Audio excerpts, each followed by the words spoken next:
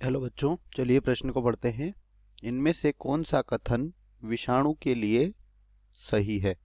तो बच्चों, हमसे यहाँ पर प्रश्न में पूछा गया है कि विषाणु के लिए निम्नलिखित दिए गए विकल्पों में से कौन सा कथन सही है। पहला है विषाणु में अपना उपापचय तंत्र होता है।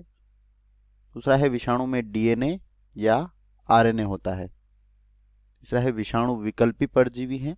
और चौथा और आखिरी विकल्प है विषाणु को प्रतिजैविक द्वारा आसानी से मारा जा सकता है। तो चलिए बच्चों, बात करते हैं यहाँ पर इस प्रश्न की मुख्य अवधारणा। और इस प्रश्न की मुख्य अवधारणा में हम यहाँ पर बात करेंगे विषाणु के बारे में। तो सबसे पहला कथन क्या है कि विषाणु में अपना उपापचय तंत्र होता है। तो बच्चों, विषाणु जो है यह क्या होता है? अकोशिकीय जीव होता है। अगर यह अकोशिकीय जीव है तो इस यानी कि इसकी कोई कोशिका नहीं है, और अगर कोशिका नहीं है तो इसका उपापचय तंत्र भी नहीं होगा। और यह क्या करता है? जो पोषक होता है जिसमें यह रहता है उसके उपापचय तंत्र को यह क्या करता है? पोषक के उपापचय तंत्र का यह उपयोग करता है। तो यह क्या हो जाएगा? यहाँ पर गलत हो जाएगा। दूसरा है विषाणु में डीएनए या आरएनए होता है। तो बच्चों, जो विषाणु होते हैं इनमें आनुवंशिक पदार्थ के रूप में या तो डीएनए होता है या आरएनए होता है। दोनों एक साथ कभी नहीं होते हैं। तो यह यहाँ पर बिल्कुल सत्य है।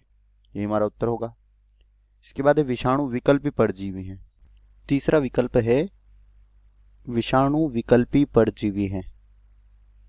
तो बच्चों, विषाणु जो है यह क्या होते हैं? यह पूर्ण परजीवी होते हैं। यह विकल्पी परजीवी नहीं होते। परजीवी क्या होते हैं? तो बच्चों, ऐसे जीव जो दूसरे जीवों से अपना या दूसरे जीवों पर पूर्णतः आश्रित होते हैं और उन्हीं से अपना पोषण ग्रहण करते हैं। और अब यहाँ पर विकल्पी परजीवी दिया गया है। और विकल्पी परजीवी का अर्थ होता है कि वह क्या होगा? वह दूसरे जीव से अपना पोषण ग्रहण करेंगे, दूसरे जीव से अपना पोषण ग्रहण करेंगे।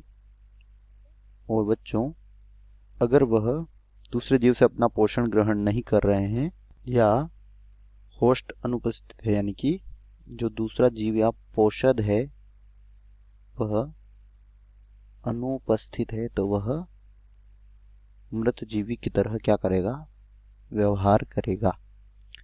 तो बच्चों, ऐसा विषाणु में नहीं होता, इसलिए यह विकल्प यहाँ पर गलत होगा।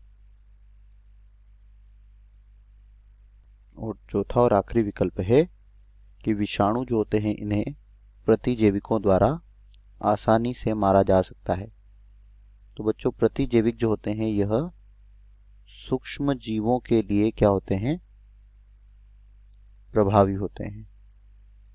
विषाणु जो है यह क्या है? अकोशिकीय जीव है, इसलिए यह इन पर प्रभावी नहीं होते। तो यह भी गलत होगा। दिए गए प्रश्न का सही उत्तर है विकल्प बी। आशा करते हैं आपको समझ आया होगा। धन्यवाद।